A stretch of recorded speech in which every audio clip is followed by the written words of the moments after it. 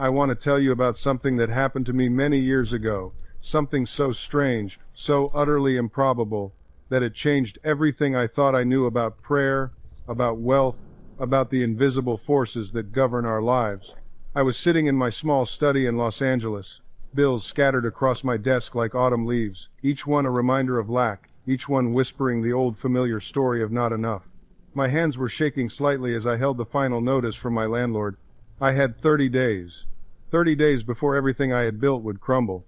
And in that moment of absolute desperation, I did something I had never done before. I stopped begging. I stopped pleading with God like a child asking for candy. Instead, I spoke 30 seconds of words that felt like they came from somewhere beyond my conscious mind. And I am not exaggerating when I tell you this. Within 72 hours, money began flowing toward me from directions I could never have predicted. An old student sent a check for a lecture I had forgotten I gave. A publisher called about a manuscript I thought was rejected. A stranger knocked on my door, having confused my address with another, and that confusion led to a conversation that led to an opportunity that changed the trajectory of my entire life. Now, I know what you are thinking: coincidence, luck, timing.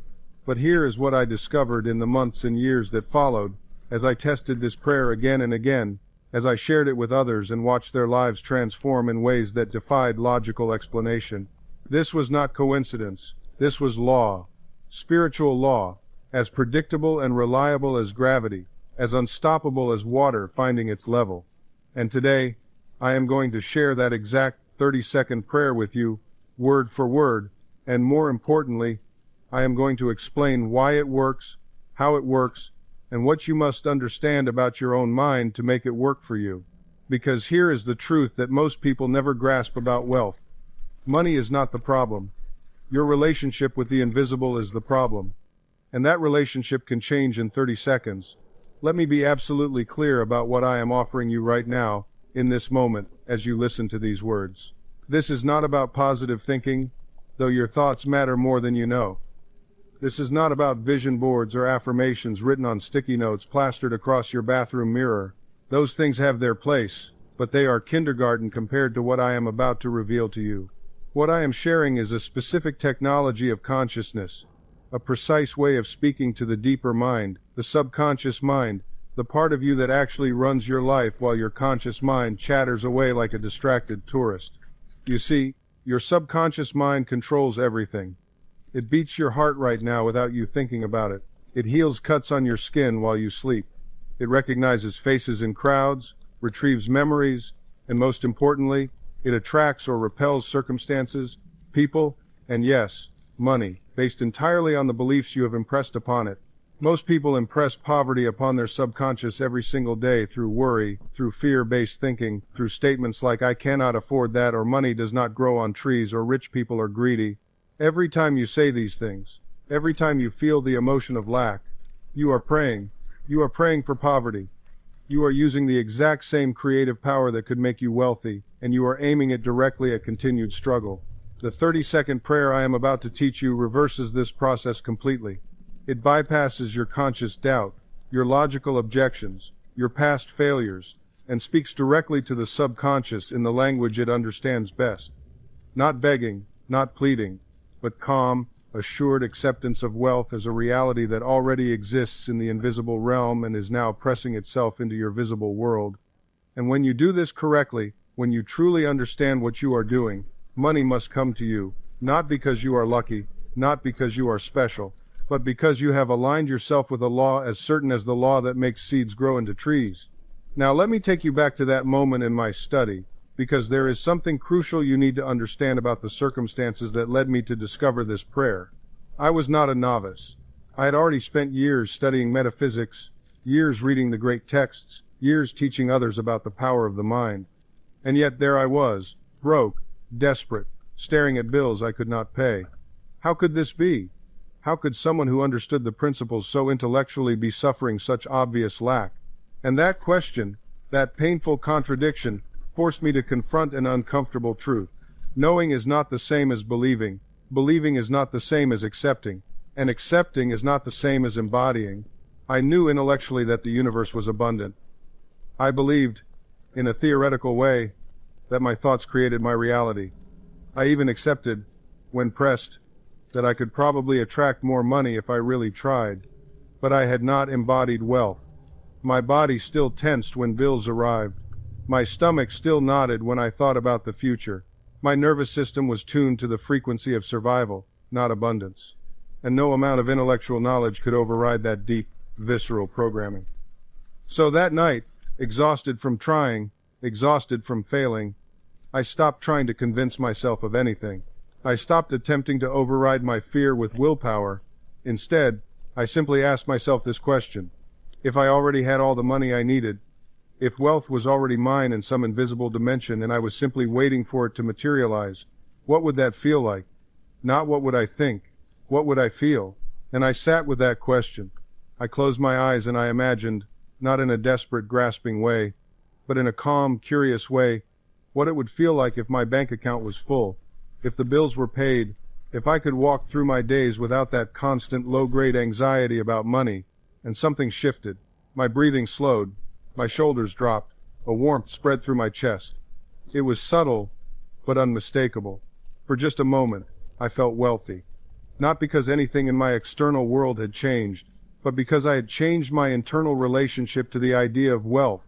And in that state, that feeling state, words came to me. Not from books I had read, not from techniques I had learned, but from somewhere deeper, somewhere beyond my educated mind. And I spoke those words out loud, softly, like a secret being shared between me and the infinite intelligence that governs all things. I am going to share those exact words with you in just a moment. But first you need to understand why they work, because if you treat this like a magic spell, like an incantation that works regardless of your state of consciousness, you will be disappointed. The words matter, yes, but the feeling behind the words matters infinitely more.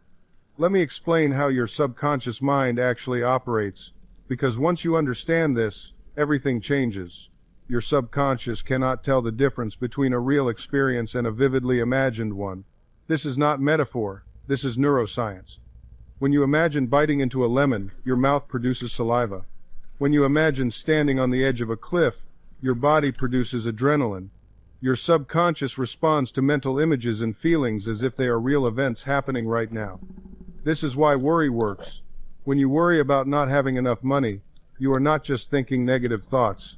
You are actively creating the feeling of poverty in your body. Your subconscious feels that poverty, accepts it as reality, and then, this is the crucial part, it begins to organize your perceptions, your decisions, your behaviors to match that reality. You stop seeing opportunities because your mind is tuned to lack. You hesitate when chances appear because your nervous system is calibrated to scarcity. You unconsciously sabotage potential windfalls because they do not match the identity you have accepted as yours. But, and this is where the miracle happens, the exact same process works in reverse. When you create the feeling of wealth in your body, when you genuinely feel, even for 30 seconds, that you are already wealthy, your subconscious accepts that as reality. And it immediately begins reorganizing your perceptions, your decisions, your behaviors to match this new reality. Suddenly you notice opportunities that were always there but invisible to you before. You feel confident enough to take actions you would have avoided yesterday. You attract people and circumstances that match your new vibration because you are literally broadcasting a different signal into the world. This is not wishful thinking. This is not fantasy. This is applied psychology combined with spiritual law, and it works every single time it is properly applied. So here is the prayer, the exact 30 seconds that changed my life, and has changed the lives of countless others I have shared it with over the decades. But before I give you the words, I want you to do something right now. I want you to stop whatever else you are doing. If you are washing dishes, stop. If you are driving, pull over for just a moment when it is safe. If you are walking, stand still. Because I want you to speak these words with me, not just hear them, but speak them, feel them, let them move through your body like a current of electricity connecting you to the source of all supply. Are you ready? Here it is. Infinite intelligence within me, I accept with calm certainty that infinite wealth is flowing to me now. Every atom of my being is magnetized to abundance. Money comes to me easily, from expected and unexpected sources. I am a channel for divine prosperity. Wealth is mine by spiritual right. I claim it now with gratitude and peace. Thank you for my inevitable riches. And so it is. That is the prayer.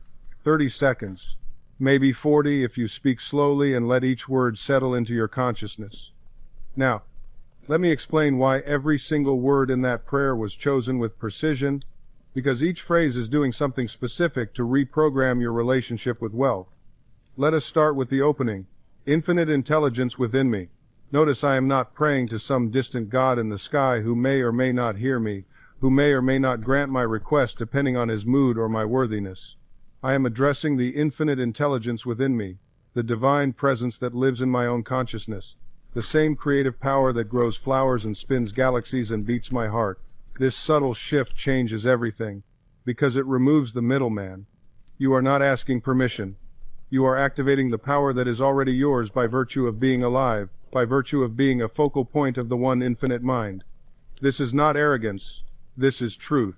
You are not separate from God or Source or Universe or whatever name you prefer. You are an expression of it, made of it, inseparable from it. And when you pray to the infinite intelligence within you, you are speaking from power, not from weakness. Next, I accept with calm certainty. These 4 words are absolutely crucial, and most people miss their significance entirely. Notice I did not say I hope, or I wish, or I want, or even I will. I said I accept. Acceptance implies that the thing is already done. You do not accept something that might happen someday. You accept a gift that is being handed to you right now. You accept a package that has already been delivered. The word accept puts you in the state of receiving, not chasing. And that phrase, with calm certainty, is equally important. Calm, because desperation repels wealth.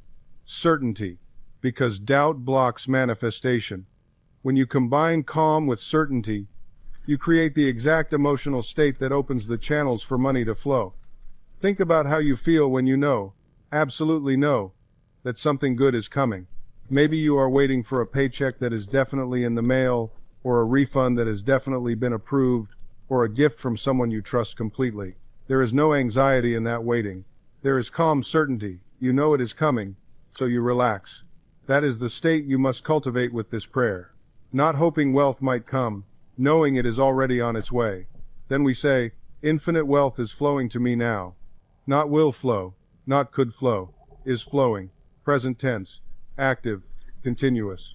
Because in the realm of mind, in the invisible dimension where all things already exist as potential, wealth is flowing to you right now. The river is moving. The current is strong. The only question is whether you are standing in it or standing on the shore watching it pass by. By declaring infinite wealth is flowing to me now, you place yourself mentally and emotionally in that river. You accept that the flow has already begun. And your subconscious, which, as we discussed, cannot distinguish between imagination and reality, responds to that declaration by making it physically true. This is not magic. This is the mechanics of consciousness. Thought creates feeling, feeling creates vibration, vibration attracts matching circumstances. It is law. Now we come to a phrase that some people stumble over. Every atom of my being is magnetized to abundance. Why atoms? Because I want you to understand that this is not just a mental game. We are talking about affecting physical reality at the most fundamental level. Your body is made of atoms. Those atoms are mostly empty space filled with electromagnetic energy. Energy responds to consciousness. When you declare that every atom of your being is magnetized to abundance, you are literally instructing the energy that composes your physical form to vibrate at the frequency of wealth. And just as a magnet effortlessly attracts iron filings without trying, without struggle, you begin to effortlessly attract money, opportunities, resources, magnetism.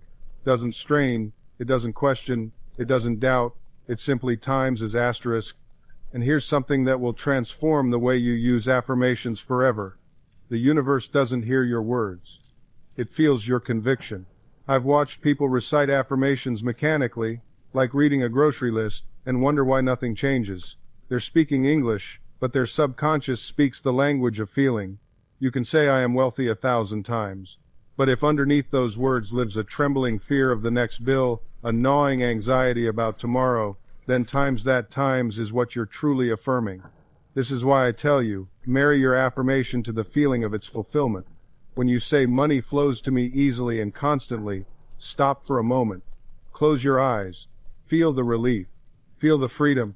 Feel what it's like to check your bank account and smile. Feel the warmth of security wrapping around your shoulders like a favorite coat. That feeling, that emotional signature, is the real affirmation. The words are just the vehicle. Let me share something that happened just last month. A woman approached me after one of my lectures, tears streaming down her face. She said, "Dr. Murphy, I've been saying affirmations for 3 years. Nothing has changed. I still can't pay my rent." I asked her to say one of her affirmations for me. She closed her eyes and said, very earnestly, "I am financially abundant." But I heard something else. I heard the silent suffix she was adding, asterisk, but I'm not really asterisk. I heard the doubt, the fear, the disbelief. I told her, "You're not affirming abundance. You're affirming the absence of it and hoping the words will somehow override your true belief." Her eyes widened. We spent the next hour reconditioning her approach. Instead of trying to convince herself of something she didn't believe, we started smaller, with affirmations her subconscious could accept. I am open to financial improvement. Money can come to me in unexpected ways. I am learning to receive. Within 6 weeks, she received an unexpected tax refund, a freelance opportunity appeared, and her sister repaid a loan she'd written off years ago. The transformation wasn't in the money itself, it was in her relationship with possibility. She stopped being at war with her own mind. This is what most people miss about affirmations. They think the words themselves have magic. They don't. The magic is in the bridge they build between your conscious desire and your subconscious acceptance. When that bridge is solid, manifestation isn't a struggle, it's inevitable. Let me give you another example, one that shows how dangerous contradictory beliefs can be. A man came to one of my lectures years ago, desperately wanting to heal a chronic back condition. He'd been to doctors, chiropractors, physical therapists, nothing worked. He started using affirmations. "My back is strong and healthy. I am completely healed." But whenever he said these words, he felt resistance, a tightness in his chest, a voice that whispered, "Who are you kidding?" We sat down together, and I asked him to tell me about his back pain, not the medical history, but what it meant to him. And here's what emerged. His back pain started right after he took a promotion at work, a job he secretly hated. The pain gave him an excuse to miss the long meetings. It gave him sympathy from his wife, who'd been distant. It gave him an identity in his social circle. He was the guy with the bad back, and people asked about him, remembered him. His subconscious mind wasn't sabotaging him, it was protecting him. The pain served a purpose, and until we addressed that purpose, no affirmation in the world could override it. We changed his approach entirely. Instead of affirming health, we worked on affirming what he truly wanted underneath. I have the courage to make choices that honor my well-being. I deserve work that fulfills me. I am worthy of attention and love without needing to suffer. Within 3 months, he'd left that job.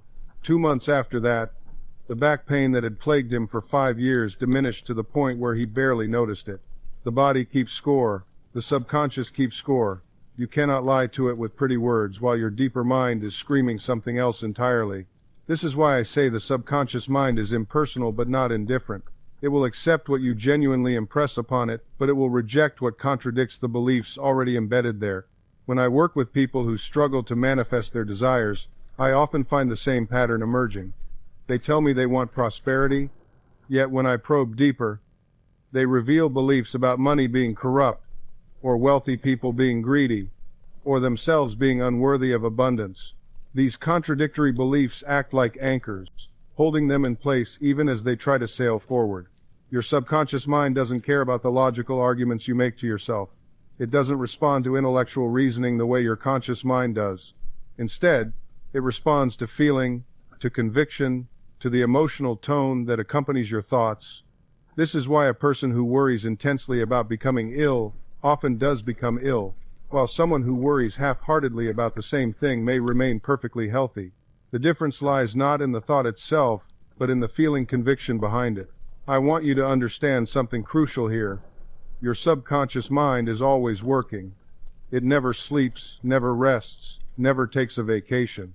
While you consciously think about one thing, your subconscious is processing thousands of operations, maintaining your heartbeat, regulating your temperature, healing cuts, digesting food, and yes, creating circumstances that match your dominant mental patterns.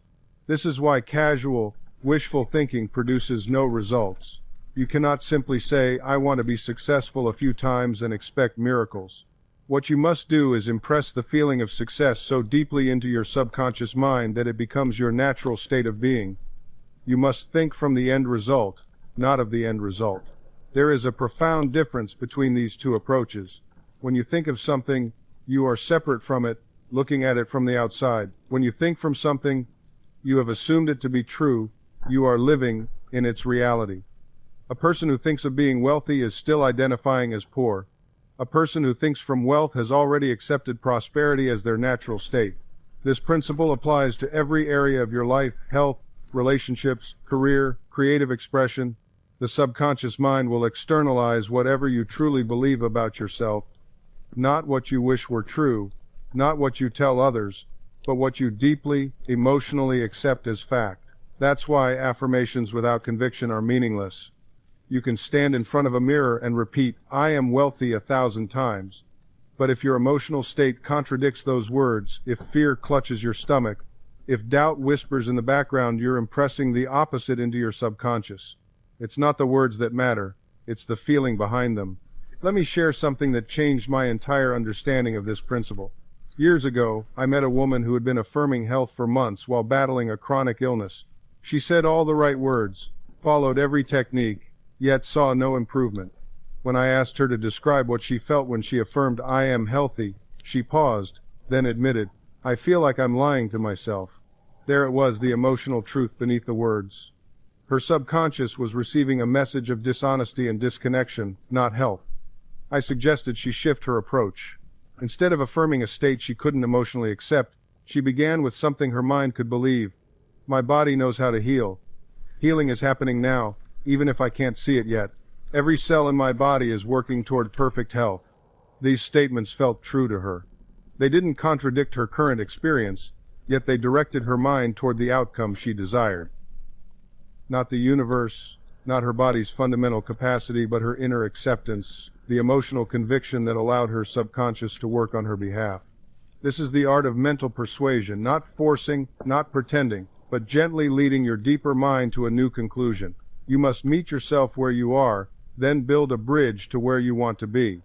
If you're in debt and I am rich feels like fantasy, start with, I am learning to think from abundance. Money flows more easily to me now. I am discovering new opportunities every day. Your subconscious responds to authenticity. It recognizes the ring of truth in your emotional tone. When you affirm something you genuinely feel, even if it's just a step toward your ultimate goal, you create momentum. And momentum, my friend, is everything. The beauty of this approach is that you're not trying to force yourself to believe something that feels completely alien to your current experience. You're not standing in front of a mirror saying, I am a millionaire, when you can barely pay your rent and everything inside you is screaming that it's a lie. That creates internal conflict, not manifestation. Instead, you're building a bridge from where you are to where you want to be. You're saying, I am learning to attract abundance, or every day, I'm becoming more financially secure, or opportunities are beginning to show up in my life. These statements feel possible. They feel true enough that your subconscious can accept them without resistance.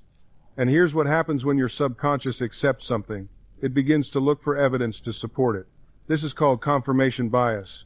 And while it's often discussed as a cognitive flaw, it's actually one of the most powerful tools you have for transformation.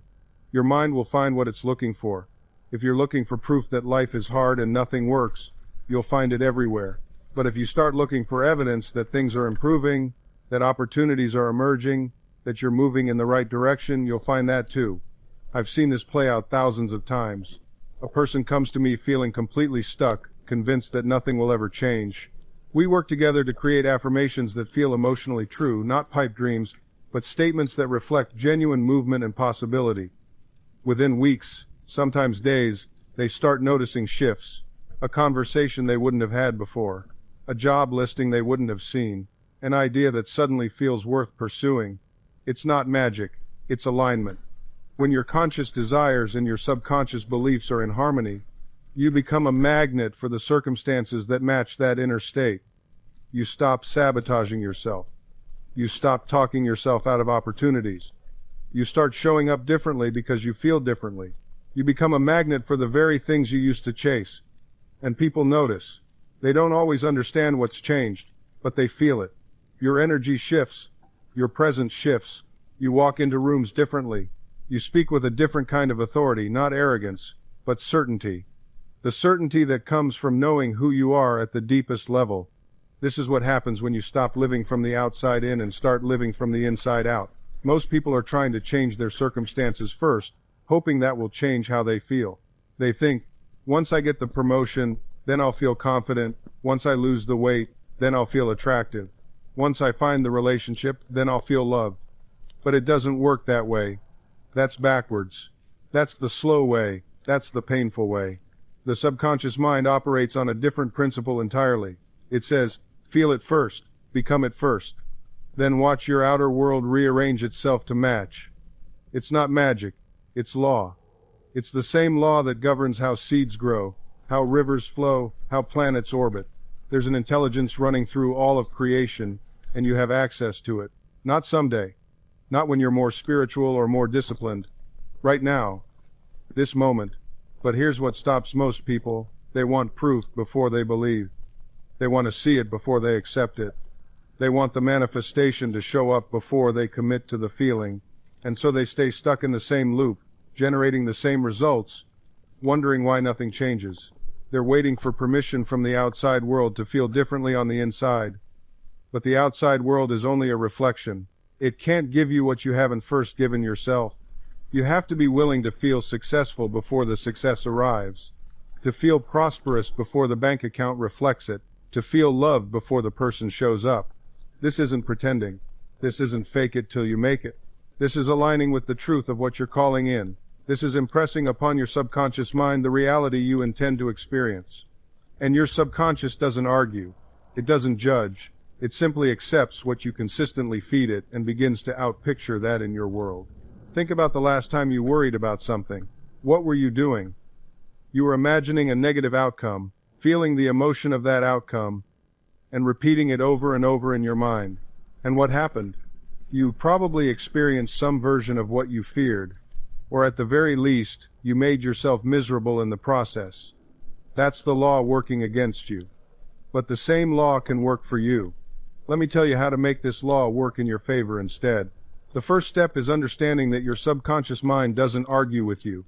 It doesn't question whether what you're feeding it is true or false, good or bad, constructive or destructive. It simply accepts what you impress upon it and begins to express it in your experience. Think of it as the most obedient servant you could ever have, completely loyal, never questioning, always working to manifest whatever you consistently believe. This is why affirmations are so powerful when used correctly. I'm not talking about mindlessly repeating words you don't believe. That's just noise. I'm talking about statements that you feel deeply, that resonate with the truth you want to establish in your consciousness. When you say something like, I am confident and at peace, and you feel the reality of those words, you're impressing that pattern onto your subconscious mind. Here's where most people go wrong with affirmations. They try to use them as band-aids on top of festering wounds of doubt. They'll say, I am wealthy 50 times in the morning while their dominant feeling throughout the day is anxiety about bills. And then they wonder why nothing changes. The subconscious doesn't respond to words alone, it responds to feelings and beliefs. It's the emotional conviction behind the thought that gives it power. Let me give you a practical example. Suppose you're facing a difficult conversation with someone, maybe a confrontation you've been avoiding. Your mind might naturally drift toward worry. What if they get angry? What if this damages our relationship? What if I can't find the right words? Each of these thoughts is a prayer, a request to your subconscious to create that very experience. But you can redirect this. Instead of rehearsing disaster, you can imagine the conversation going well. See yourself speaking calmly and clearly. Feel the relief and satisfaction of having expressed yourself honestly. Imagine the other person listening and responding with understanding. This isn't fantasy, this is impressing upon your subconscious the outcome you desire. And more often than not, when you enter that conversation with this mental preparation, it unfolds in ways that surprise you. You see, your subconscious doesn't distinguish between a vividly imagined experience and a real one. When you rehearse success in your mind with feeling and conviction, You're literally carving neural pathways that make that success more likely in the physical world. Athletes have known this for decades. They visualize the perfect shot, the flawless routine, the winning moment, and their bodies respond accordingly when the time comes. The same principle applies to every area of your life. Before a job interview, see yourself walking in with confidence. Feel the firmness of your handshake. Hear yourself speaking clearly and powerfully about your qualifications. Watch the interviewer nodding in approval. This isn't arrogance, it's preparation at the deepest level. Before a difficult medical appointment, instead of rehearsing catastrophe, imagine hearing good news. See yourself receiving a positive report. Feel the relief washing over you. This doesn't guarantee a specific medical outcome, of course, but it absolutely affects your mental state, your stress levels, and even your body's ability to heal and function optimally. Your subconscious is always listening to the internal dialogue you run. It's always watching the mental movies you play, and it accepts whatever you consistently feed it as instruction for what to create in your outer world. So many people sabotage themselves without realizing it. They say they want success, but they spend hours imagining failure. They say they want love, but they replay past rejections on an endless loop. They say they want health, but they obsess over every symptom and predict decline. Your subconscious takes all of this as your true desire and works tirelessly to make it your reality. This is why becoming conscious of your inner world is the most important work you can ever do. You must become the gatekeeper of your own mind. You must choose, deliberately and consistently, what you allow to take root in the soil of your subconscious. When a negative thought arises, and it will, because you're human, you don't have to fight it or suppress it. Simply acknowledge it, then consciously replace it with its opposite. If fear whispers, "You're going to fail," you calmly respond, "I am guided to success in all my endeavors." This isn't about lying to yourself. This is about choosing which voice you give power to. Because both thoughts will arise, the fearful one and the faithful one. But only the one you dwell upon, only the one you water with your attention, will grow roots in your subconscious mind. I want you to think of your mind as a garden. Every thought is a seed. Now, you wouldn't plant weeds intentionally, would you? Yet most people do exactly that, day after day, by entertaining negative, destructive thoughts and allowing them to take root. They wonder why their life feels overgrown with problems, choked with anxiety, tangled with disappointment. But you are learning to be a conscious gardener. You examine each seed before you plant it. You ask yourself, will this thought, if allowed to grow, produce fruit I want to harvest? If the answer is no, you don't plant it. You let it pass through your hand and fall to the ground where it has no power. This practice transforms everything. When someone criticizes you, instead of planting that seed of unworthiness, you consciously choose a different seed. I am valuable. I am enough. I am constantly growing and improving. When you face a setback, instead of planting despair, you plant faith. This is redirecting me towards something better. All things work together for my good. Now here's what will happen when you commit to this discipline. At first, it will feel unnatural. Your old patterns will resist. Your ego will say, "This is foolish. This is denial. You're just pretending." That voice is loud because it's been in charge for so long. It doesn't want to lose its authority over you. But if you persist, if you gently, patiently, consistently choose your thoughts rather than being chosen by them, something miraculous occurs. The new patterns begin to feel natural. The affirmations that once felt foreign begin to feel like home. And your subconscious mind, that faithful servant, begins to accept these new instructions as truth. You see, the subconscious doesn't argue with you. It doesn't debate the validity of your claims. It simply accepts what you persistently feed it. This is why the person who constantly says, "I never have enough money," continues to experience lack, while the person who affirms, "Money flows to me easily," begins to notice opportunities everywhere. I've watched this transformation happen countless times. A woman came to me once, convinced she was destined to be alone. "Everyone leaves me," she said with such certainty that I knew her subconscious had accepted this as law. We began changing the pattern.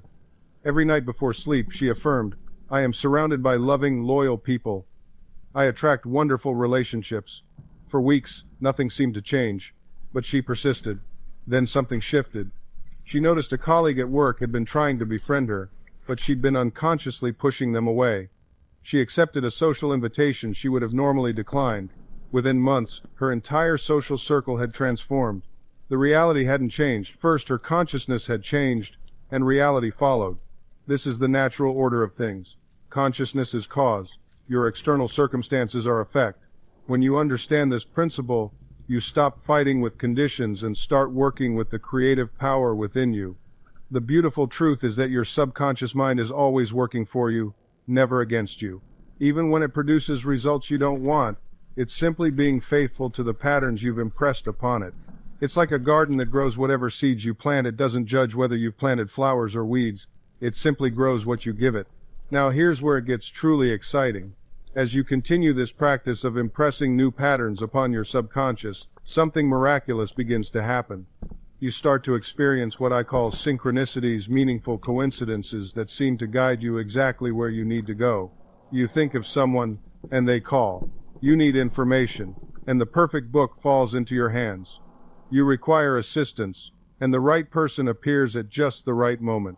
These are not coincidences. These are demonstrations of the subconscious mind orchestrating circumstances to match your inner convictions. When you truly believe that help is always available, that guidance is always present, that the universe is responsive to your needs, your subconscious translates that belief into tangible reality. You become a magnet for synchronicity. You align yourself with the flow of life rather than struggling against it. And here's what makes this so powerful. The more you recognize these synchronicities, the more they multiply. Attention amplifies. Gratitude generates. Every time you acknowledge a fortunate coincidence, every time you say, "That's exactly what I needed," you reinforce the subconscious pattern. You strengthen the conviction that you live in a responsive, intelligent universe that works on your behalf. And your subconscious, receiving this confirmation, creates more experiences that validate this belief. Now, I want to address something that stops many people from experiencing this level of harmony. They make manifestation complicated. They turn it into a rigid formula. Visualize for exactly 10 minutes. Repeat affirmations 23 times. Burn candles at midnight. Align with lunar phases. Listen carefully. Your subconscious mind doesn't care about rituals. It doesn't respond to complicated protocols. It responds to the dominant feeling tone of your consciousness. It responds to what you genuinely believe to be true. The most powerful technique is often the simplest. Feel the wish fulfilled. That's it. Feel it now. Not as something coming in the future, but as an accomplished fact in this present moment. If you want health, feel healthy now. Not "I will be healthy," not "I'm working toward health." Feel the sensation of vibrant energy coursing through your body right now. Walk as a healthy person walks. Think as a healthy person thinks. Make decisions from that state of consciousness. If you want abundance, feel abundant now, not tomorrow, not when the check arrives. Now, feel the security, the freedom, the ease that abundance brings. Let that feeling permeate your consciousness. Shop mentally from that state. Plan from that state. Give thanks from that state. The future is simply the present pushed forward. Whatever you are feeling and believing now is creating your tomorrow. So why wait? Why postpone the feeling of fulfillment? Claim it now. Experience it now. Let your subconscious mind accept it as current reality. And watch as your outer world rearranges itself to reflect this inner conviction. This is the secret that mystics have taught throughout the ages. Consciousness is the only reality. The ancient Hermetic axiom states, "As within, so without, as above, so below." This isn't poetic philosophy, it's a precise description of how your mind operates. Your outer circumstances are a perfect mirror of your inner mental states. Change the inner, and the outer must follow. This is law, as dependable as gravity. I've watched this principle work in the most remarkable ways. A woman once told me she'd been struggling with a difficult neighbor for years. Every interaction was hostile, every encounter filled with tension. I asked her a simple question: "What do you see when you think of this person?" She described all the neighbor's faults, all the wrongs committed. I then gave her an assignment that seemed impossible. For 30 days, before you fall asleep, see this neighbor as kind, friendly, and respectful. Feel genuine warmth toward them. Don't try to change them through willpower or confrontation. Change your consciousness of them. She resisted at first. How could she feel warmth towards someone who'd caused her such grief? But she committed to the practice. Every night, she would imagine a pleasant conversation with this neighbor, feeling the reality of friendship and mutual respect. Within 2 weeks, something extraordinary happened. The neighbor knocked on her door with homemade cookies and an apology. The relationship transformed completely, not because the neighbor changed, but because she changed her consciousness first. You see, other people in your life are responding to your silent mental broadcast. When you hold someone in contempt, they feel it and reflect it back. When you see them through the lens of love and respect, they mirror that instead. You are not manipulating them, you're simply removing the distortion in your own perception. This is why judgment of others is so destructive to your own well-being. When you criticize and condemn, you activate those same patterns within yourself. What you focus upon, you become. The faults you obsess over in others are the very things that take root in your own experience. Bless others instead, and you bless yourself. This is why the mystics taught, judge not. Not because judgment is morally wrong, but because judgment is time's self-inflicted asterisk. Every criticism you level at another person is a prayer you're saying about yourself. Every fault you find, every flaw you magnify, every shortcoming you highlight, you are instructing your subconscious mind to reproduce those exact conditions in your own life. I've seen this countless times in my work. A woman came to me complaining that everyone around her was dishonest. Her husband lied. Her children were deceptive. Her co-workers couldn't be trusted. She was surrounded, she said, by liars. But as we talked, the truth emerged. She had been dwelling on dishonesty for so long, thinking about it constantly, that her subconscious mind accepted it as the dominant pattern, and what the subconscious accepts, it must express. She wasn't attracting dishonest people, she was creating the experience of dishonesty through her own mental atmosphere. I told her what I'm telling you now. Stop feeding the problem. Withdraw all emotional investment from what you don't want. When you catch yourself criticizing someone, stop immediately and reverse the thought. See them as they could be, as they truly are in spirit, whole, perfect, complete, not as a favor to them, but as a gift to yourself. Because here's what most people miss. You cannot hold a negative thought about another person without that thought passing through your own consciousness first. You cannot curse another without first poisoning your own mind. The arrow you shoot at someone else must first pass through your own heart. This is the deep meaning behind the ancient teaching, love your enemies. It's not sentimental advice, it's a psychological and spiritual law. When you bless those who curse you, when you hold kind thoughts toward those who have wronged you, you're not being naive or weak. You're protecting your own consciousness from contamination. You're refusing to let their negativity colonize your inner world. And something miraculous happens when you do this consistently. The people around you begin to change, or they fade from your experience entirely. Not because you've manipulated them, but because you've changed the frequency you're broadcasting. You've altered your mental atmosphere, and like attracts like, you begin to draw toward you people who match your new vibration of peace and goodwill. Your subconscious mind is always listening. It doesn't judge your thoughts as good or bad. It simply accepts them and works to make them real. This is why your inner dialogue matters so profoundly. Every time you say to yourself, I can't afford this, your subconscious accepts that as a command. It begins to arrange circumstances that align with that belief. Conversely, when you affirm, money flows to me easily and naturally, you're giving your subconscious a different set of instructions entirely. I want you to understand something crucial here. Your subconscious doesn't argue with you. It doesn't say, are you sure about that? It simply says, yes, master, and gets to work. This is both the magnificent power and the sobering responsibility you carry every single day. Think about the person who constantly says, I always get sick in the winter. Year after year, like clockwork, they catch every cold and flu that comes around. They've programmed their subconscious to expect illness. Their immune system, influenced by their beliefs, responds accordingly. Now consider the person who affirms, I am healthy, strong, and resilient. Their body receives a completely different message. Their cells respond to that expectation of vitality. Your subconscious is the most faithful servant you will ever have. It never takes a day off. It never questions your authority. It works 24 hours a day to manifest whatever you consistently impress upon it. This is why the technique of repetition is so powerful. When you repeat an affirmation with feeling, with conviction, you're literally writing new software for your subconscious mind. Let me share something I've observed countless times. When someone comes to me struggling with poverty, I often ask them to monitor their thoughts for just one day. What they discover astounds them. Hundreds of times throughout the day, they're thinking thoughts of lack, limitation, and fear. I can't pay this bill. I'll never get ahead. Rich people are lucky, and I'm not. Each thought is a seed planted in the fertile soil of the subconscious. But here's the beautiful truth. You can change this pattern right now, this very moment.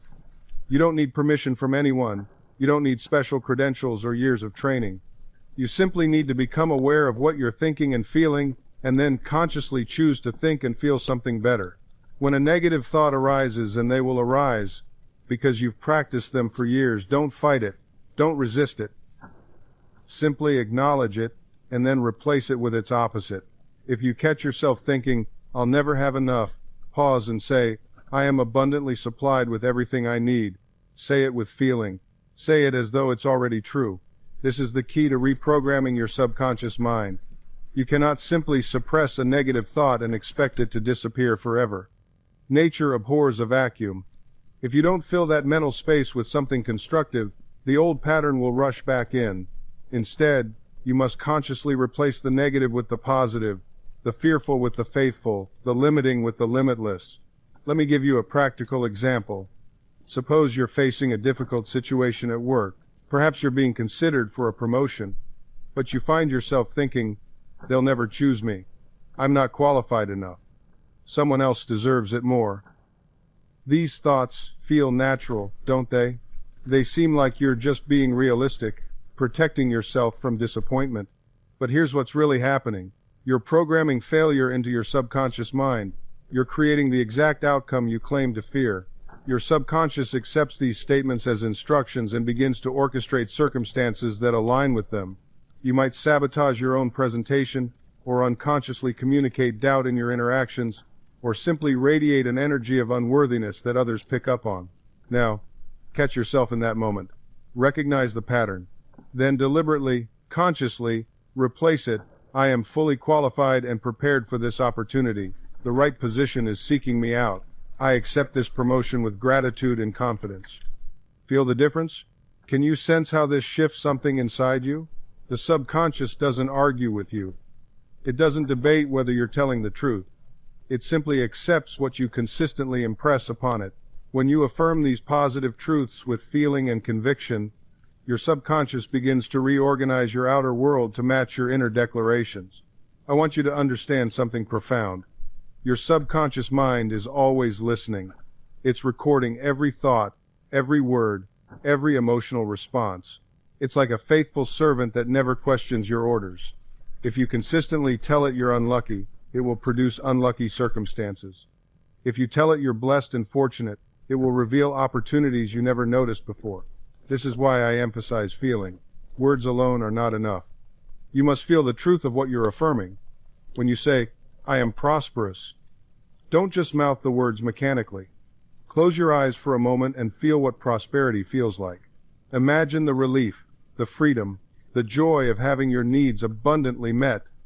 Let that feeling wash over you. That emotional charge is what impresses your subconscious mind. Your subconscious doesn't argue with you. It doesn't say, "Well, that's impossible," or "You don't deserve that." It simply accepts what you impress upon it with feeling and belief. This is why two people can affirm the same words, yet one experiences results while the other experiences nothing. The difference lies not in the words themselves, but in the emotional conviction behind them. Think of your subconscious mind as fertile soil. If you plant seeds of prosperity with genuine feeling, if you water them with faith and expectation, they must grow. It's a law as certain as the law of gravity. But if you plant those same seeds while simultaneously doubting, worrying, and expecting failure, you're pulling up the seeds before they can take root. I've seen this pattern countless times. Someone comes to me and says, "Dr. Murphy, I've been affirming prosperity for months, but nothing's changed." When I inquire further, I discover they're affirming prosperity for 5 minutes in the morning, then spending the rest of the day complaining about bills, worrying about expenses, and mentally rehearsing scenarios of lack. They're planting seeds of abundance in the morning and then flooding the garden with the poison of fear all day long. You cannot do this and expect results. Your subconscious is always listening, always recording, always responding to your dominant mental attitude. It's not enough to think right thoughts occasionally. You must cultivate a consciousness of wealth, a habitual awareness of abundance. Now, let me address a question that often arises. Dr. Murphy, what if I need money immediately? What if I can't wait for seeds to grow? I understand this concern. Life presents urgent situations, unexpected expenses, pressing obligations, immediate needs. But even in urgency, the principle remains the same. In fact, urgency can work in your favor if you handle it correctly. When you face an urgent need, resist the temptation to panic. Panic is faith in disaster. Instead, turn immediately to the source within you. Remind yourself that infinite intelligence knows how to solve this problem. There is a way out, a solution, a path forward, and it already exists in the invisible realm of possibilities. I remember a woman who came to me years ago. She needed a substantial sum of money within days to prevent losing her home. She was frantic, desperate, on the edge of despair. I said to her, "Stop fighting, stop struggling. In this moment, claim that infinite intelligence is revealing the perfect solution. Claim it now, with feeling, with faith." She closed her eyes right there in my office. I watched the tension gradually leave her shoulders. She began to affirm quietly, "God is my instant and everlasting supply. The answer to this need is already mine. I accept it now with gratitude." Within 48 hours, she received an unexpected check in the mail from a class action lawsuit she'd completely forgotten about. The amount covered her rent with $200 to spare. She called me, her voice trembling with wonder. "I didn't even remember signing up for that lawsuit years ago," she said. "But somehow it came through exactly when I needed it." This is how the subconscious works. It doesn't debate with you. It doesn't argue about timing or logistics. When you plant a seed of faith and water it with gratitude, it produces a harvest in ways that often surprise the conscious mind. Now, some of you might be thinking, but what if I don't get the same result? What if I affirm and nothing happens? This question reveals something crucial about your current state of belief. You see, when you say, "What if it doesn't work?" you're already programming failure into your subconscious. You're standing at the door of possibility while simultaneously telling yourself the door is locked. Let me share something that changed my entire approach to this work. Years ago, I met a man who'd lost everything in the Depression. His business had collapsed. His savings were gone. He was living in a single room, eating one meal a day, wondering how he'd gone from prosperity to poverty so quickly. But instead of wallowing in despair, he did something remarkable.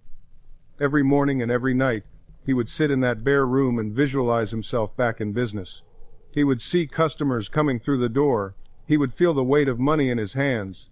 He would hear the sound of success all around him. And within days, something remarkable happened. A relative he hadn't spoken to in years called him with an unexpected offer to invest. A landlord who had rejected him before suddenly had a space available at half the price. The universe began to rearrange itself to match the image he had constructed in his mind. This is how creation works. You don't chase after what you want. You become it first in consciousness, and then it manifests in your world. Let me share something that will transform how you see obstacles. Most people look at a problem and say, "I can't do this because of that obstacle." They make the obstacle bigger than their desire. They give it power. They worship it with their attention and fear. But here's what I discovered. Every obstacle is just a thought. It's not the thing itself that stops you, it's your belief about the thing. A locked door is only an obstacle if you believe you have no key. But what if you knew with absolute certainty that the key was already in your pocket? The door would no longer be an obstacle. It would simply be the next step. I once counseled a woman who said she couldn't leave an unhappy marriage because of money. She had convinced herself that financial dependence was an insurmountable wall. I asked her, "What if money were no object? What would you do?" She immediately described her ideal life, a small apartment, freedom, peace, new beginnings. Then I told her something that shocked her. The money isn't the obstacle. Your belief about money is the obstacle. You're using it as an excuse to avoid the fear of change. We began working on her consciousness. Instead of affirming poverty and dependence, she began to see herself as abundant and free. She didn't know how it would happen, She just held the image faithfully. Within 3 months, she received an inheritance from a distant aunt she barely knew. Within 6 months, she had her own place and had started a small business that gave her both income and joy. The obstacle that seemed so solid had simply dissolved.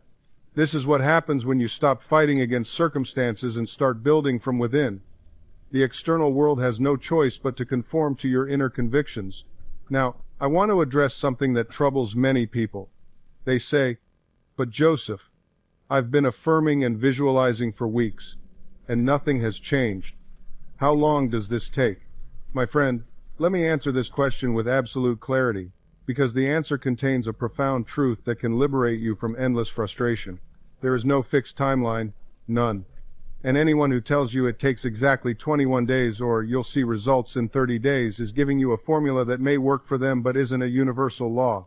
Here's what actually determines how quickly your subconscious accepts a new idea: the intensity of your feeling, the consistency of your practice, and most importantly, the absence of contradiction. Let me explain that last part, because it's where most people stumble without even realizing it. You spend 10 minutes in the morning affirming abundance. You visualize prosperity. You feel gratitude for your financial freedom. That's wonderful. But then, for the remaining 14 hours of your day, what are you doing? You're worrying about bills. You're complaining about prices. You're saying, "I can't afford that," dozens of times. You're feeling anxious every time you check your bank balance. Do you see what's happening? You're building with one hand and tearing down with the other. You're planting seeds in the morning and pulling them up in the afternoon to check if they're growing. The subconscious mind accepts the idea that you impress upon it most frequently and most intensely. If you spend 10 minutes affirming prosperity but 14 hours dwelling in lack, which impression is stronger? Which one is the subconscious receiving more clearly? This isn't about perfection. I'm not suggesting you need to maintain some impossible state of constant positive thinking. What I'm saying is that you must become aware of your habitual mental patterns throughout the day. Here's a practical approach that works. Instead of asking, "How long will this take?" ask yourself, "How deeply am I accepting this truth right now?" When you pray or affirm, do you feel a quiet inner knowing that it is already done? Or are you hoping, wishing, begging the universe to maybe, possibly if you're lucky, give you what you want? There's a vast difference between these two states of consciousness. I've seen people transform their circumstances literally overnight when they achieved that complete inner acceptance. I've also seen people struggle for months because they never fully released their opposing beliefs. Let me share something that might help you understand the actual mechanism at work. Your subconscious doesn't understand time the way your conscious mind does. It doesn't think in terms of, "This will happen next week," or "This might take years." To your subconscious, the moment you accept something as true, it exists in a timeless now.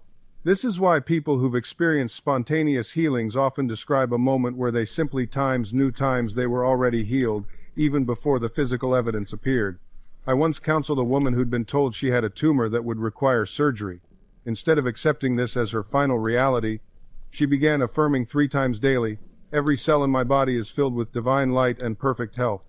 But here's what made the difference. She didn't affirm it as a future hope. She closed her eyes and felt the truth of perfect health as a present reality. Within 2 weeks, her follow-up scans showed the tumor had vanished. The doctors called it spontaneous remission.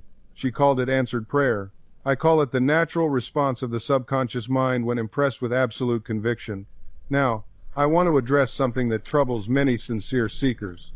They ask, "Dr. Murphy, if the subconscious is so powerful, why do I still struggle? Why haven't my desires manifested?" The answer is almost always the same. They're trying to use affirmations like magic spells, while their deeper consciousness remains unconvinced. It's like planting seeds in a garden while simultaneously believing the soil is barren. The subconscious responds to your dominant mental attitude, not to words repeated mechanically. This is where most teaching on this subject falls tragically short. People are told to repeat affirmations, to visualize, to hold positive thoughts. And these tools times work, but only when they succeed in convincing your subconscious of a new truth. The technique is never the power. The power is always the belief accepted by your deeper mind. Let me be direct with you. If you're affirming abundance while feeling poor, you're impressing poverty. If you're visualizing health while consumed by fear of disease, you're impressing illness. The subconscious doesn't respond to what you consciously want. It responds to what you subconsciously believe and feel. This isn't meant to discourage you. It's meant to free you from ineffective methods and show you what actually works. So what does work? What's the bridge between where you are now and where you want to be? The answer is feeling. Not fake feeling, not manufactured emotion, but the deep, authentic feeling that comes from truly accepting something as real in your inner world. Let me be very clear about this. When I say feeling, I'm not talking about working yourself into an emotional frenzy. I'm not suggesting you jump around your room trying to convince yourself you're happy when you're not. That's not what this is. The feeling I'm talking about is the natural emotional state that arises when you accept something as true. Think about it. When you know you have money in your bank account, there's a feeling of security. You're not trying to feel secure. You simply do, because you accept the reality of those funds. When you know someone loves you, there's a warmth, a certainty. You're not manufacturing it. It's the natural byproduct of your acceptance. This is the feeling that impresses your subconscious mind. This is the feeling that creates change. Your subconscious mind doesn't respond to words. It doesn't care how many times you repeat an affirmation. It responds to the feeling behind the words. It responds to conviction, to acceptance, to the state of consciousness you're actually dwelling in. Here's a way to understand this that might help. Imagine you're an actor preparing for a role. If you simply memorize lines and recite them mechanically, the performance falls flat. But if you truly step into the character's world, if you feel what they feel, if you accept their reality as your own in that moment, something magical happens. You become believable. You become real. Your subconscious mind is your audience, and it can tell the difference between mechanical repetition and genuine acceptance. It knows when you're acting from the outside versus living from the inside. So how do you cultivate this feeling? How do you develop this genuine acceptance? You do it through assumption, through daring to assume that what you desire is already yours. Not in the future, not someday, but now, in consciousness. This is where most people stumble. They think assumption means pretending. It doesn't. Assumption means taking something as a fact before there's evidence of it in the outer world. When I assume I am healthy, I'm not pretending my symptoms don't exist. I'm claiming the truth of health as my dominant mental state, regardless of what my body currently shows me. When I assume I am prosperous, I'm not ignoring my bank balance. I'm occupying the consciousness of abundance so completely that my outer world must eventually conform. This is where most people stumble. They try to assume wealth while simultaneously checking their account with anxiety. They try to assume health while obsessing over every symptom. They try to assume love while scanning for evidence of rejection. You cannot serve two assumptions simultaneously. Your consciousness will always manifest the dominant one. Here's what changed everything for me. I realized that assumption is not about the future. It's about now. Most people think, I'll assume I'm successful, and then someday I'll be successful. Wrong. Dead wrong. The assumption is the success. The moment you occupy the state of the wish fulfilled, you have already succeeded in consciousness. The outer manifestation is merely the echo, the shadow, the inevitable reflection. I worked with a woman who wanted to heal her relationship with her daughter. They hadn't spoken in 3 years. Every meditation, every prayer, every thought was soaked in regret, guilt, and longing. I asked her, "Can you assume right now that you and your daughter are reconciled?" She said, "But we're not. She won't even return my calls." I said, "I didn't ask about your calls. I asked if you can assume reconciliation as a present fact in your consciousness." She finally understood. That night, instead of rehearsing the painful past or worrying about the uncertain future, she sat quietly and felt what it would feel like if they were already reconciled. She imagined embracing her daughter.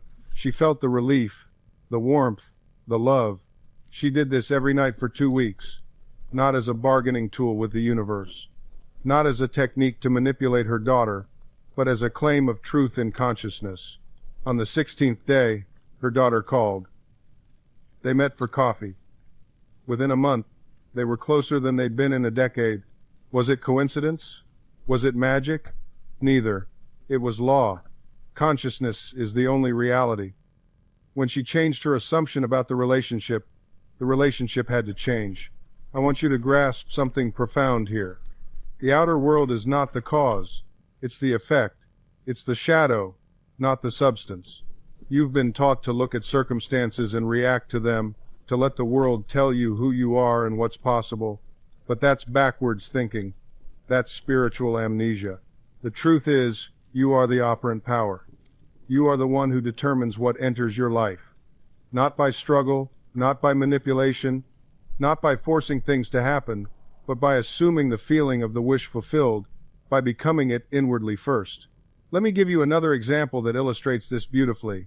A man once came to me completely broken financially. He owed money everywhere. Creditors were calling. His bank account was overdrawn. He felt suffocated by lack. Every morning he woke up and the first thought was debt, lack, limitation. He wore it like a suit of clothes.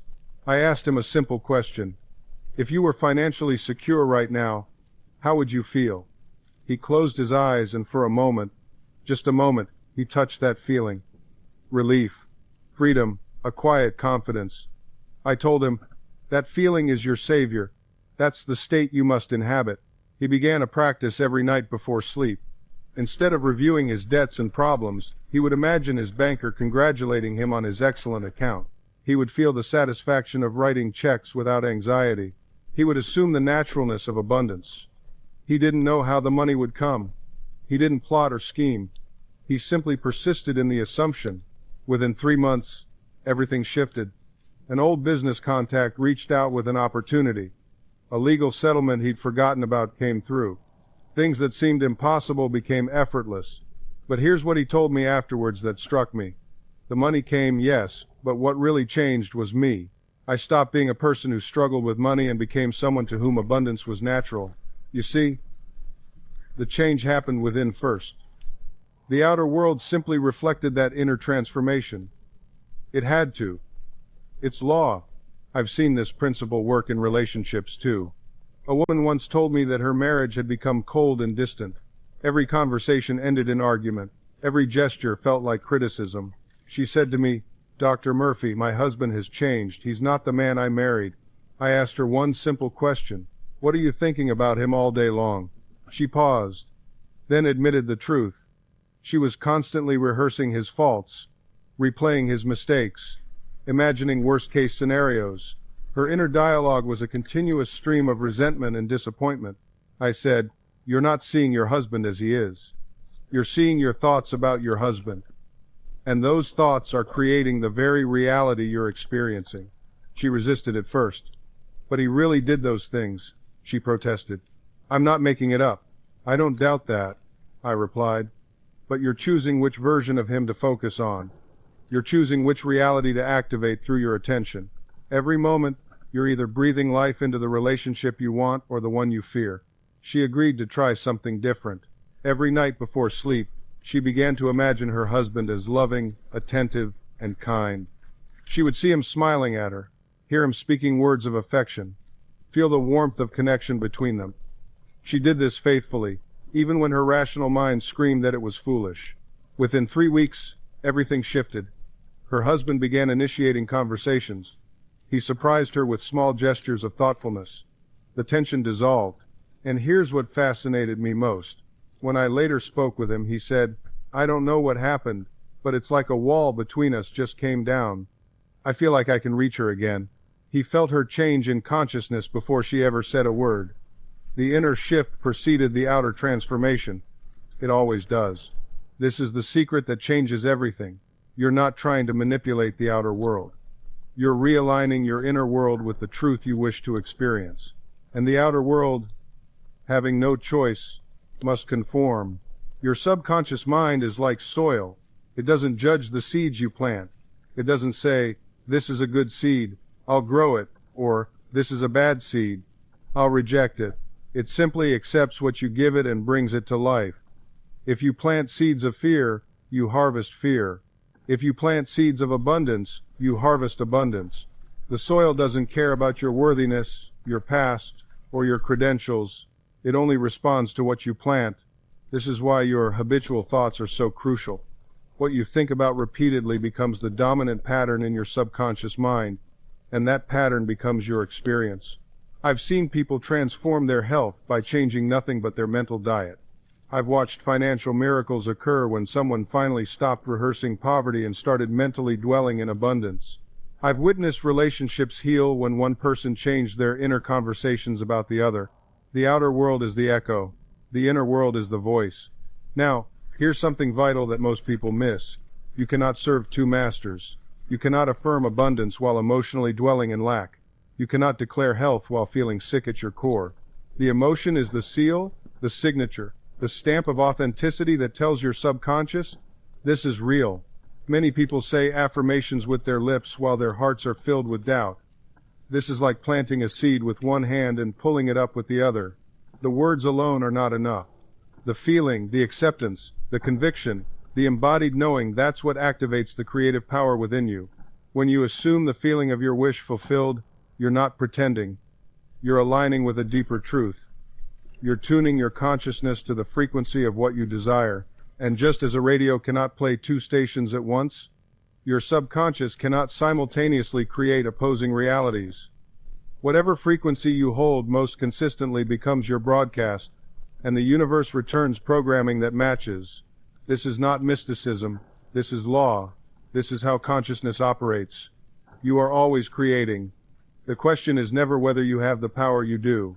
The question is, what are you creating? And here's what most people don't realize. You're creating whether you're conscious of it or not. Your subconscious mind doesn't take a break. It doesn't clock out at 5 o'clock. While you sleep, while you eat, while you scroll mindlessly through your phone, it's working. It's taking every impression, every thought, every feeling you've given it, and it's weaving them into the fabric of your experience. This is why awareness is everything. When you become conscious of what you're impressing upon your subconscious mind, you become the deliberate architect of your life, instead of a passive victim of circumstance. Let me give you something practical. Right now, in this moment, what are you predominantly thinking about? Not just the surface thoughts, the deeper currents. What are you worried about? What are you hoping for? What stories are you telling yourself about who you are and what's possible for you? Those stories, those habitual thought patterns, they're not just mental chatter, they're creative forces. They're instructions you're giving to the most powerful servant you'll ever have, your subconscious mind. And here's the beautiful part. You can change the instructions anytime you want. You're not locked into yesterday's thinking. You're not bound by last year's beliefs. The subconscious mind lives in the eternal now. It accepts what you give it today. So if you've been creating experiences you don't want, lack, limitation, illness, loneliness, you can stop. Not someday. Not when conditions are right. Now, this moment, you stop by withdrawing your mental and emotional energy from those patterns and redirecting it toward what you actually desire. Think of it like this. Your attention is like sunlight. Whatever you shine it on grows. If you're constantly focused on problems, problems will flourish in your life. If you focus on possibilities, on solutions, on the good you desire, that's what expands. This isn't just positive thinking. This is understanding the mechanics of creation itself. You are always feeding something with your attention. You're always watering some seed in the garden of your mind. The universe doesn't judge which seeds are good or bad, it simply brings forth whatever you've cultivated. So the question becomes, what are you planting today? What thoughts are you returning to, again and again? What images are you holding in your mind's eye as you fall asleep at night? Because those repetitive mental patterns, those are the seeds that will determine your harvest. I've watched people transform their entire lives simply by changing what they focused on in the final moments before sleep. Instead of rehashing the day's frustrations, they began to imagine their desired outcome as already complete. Instead of worrying about tomorrow's challenges, they felt the feeling of their wish fulfilled. And within weeks, sometimes days, their external world began to shift. This isn't magic, it's law. It's the law of consciousness, as reliable as the law of gravity. Your subconscious mind is most receptive in those twilight moments between waking and sleeping. That's when the critical, analytical, conscious mind begins to step aside, and the deeper mind, the part of you connected to infinite intelligence, becomes impressionable. When you plant a seed in that fertile soil, when you impress upon your subconscious the feeling of your desire already realized, you set forces in motion that your conscious mind cannot even comprehend. You don't need to know how times it will happen. That's not your job. Your job is to plant the seed with feeling, with conviction, with faith. Your job is to assume the feeling of the wish fulfilled and to persist in that assumption until it hardens into fact. The universe, the creative power within you, will handle the details. Doors will open that you didn't know existed. People will appear with exactly what you need. Circumstances will arrange themselves in ways that seem almost miraculous, but they're not miracles. They're the natural result of aligning your inner world with your desired outer world. So tonight, before you sleep, I want you to do something different. Don't replay your problems. Don't rehearse your fears. Don't give energy to what you don't want. Instead, construct a scene that implies your wish is already fulfilled. Make it simple. Make it real. See it. Feel it. Believe it. And fall asleep in that feeling. Do this consistently, faithfully, expectantly, and watch your world transform before your very eyes.